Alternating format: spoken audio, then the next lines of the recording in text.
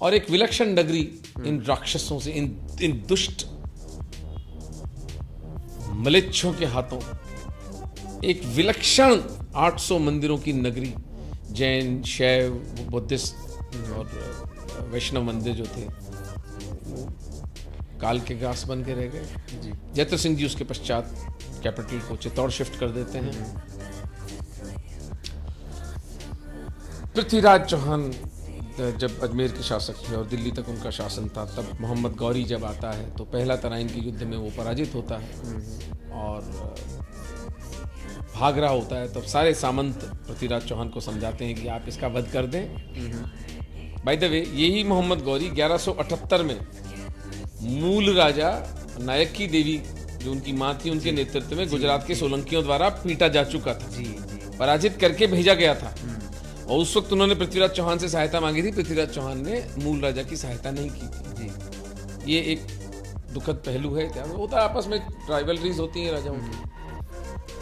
तो 1191 में उसको पराजित करते हैं। 1192 में फिर संगठित होकर आता है और इस बार वो छल से पृथ्वीराज चौहान की सेना को पराजित करके इतने यशस्वी राजा को बंदी बनाकर अफगानिस्तान ले जाकर वहां उनकी हत्या करता है। तो 500 वर्षों तक अपना रक्त और अपनी हड्डियों की ढाल बनाकर राजपूतों ने भारत की रक्षा की और इस देश के घटिया, आत्मा विहीन, थर्ड क्लास इतिहासकारों ने इस पूरी ग्लोरी को, इस पूरी महिमाशाली इतिहास को पोंछ डाला। व्हाइट वॉशिंग जिसे कहते हैं ना जी, नीचे काला धब्बा हो, कुछ हो तो उसके ऊपर व्हाइट वॉशिंग कर दो। ये इतने उज्जवल धब्बा, इतना सुनहरा धब्बा था, उसके ऊपर व्हाइट वॉश कर दिया। आप इस बात का बार बार जिक्र करते हैं कि मेवाड़ के इतिहास को इतिहासकारों ने वेनिश आउट कर दिया, व्हाइट वॉश कर दिया।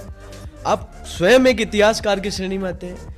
इसके पीछे किस प्रकार की मानसिकता आप मानते हैं? उनको क्या व्यक्तिगत फायदा हुआ इस इतिहास को मिटाकर?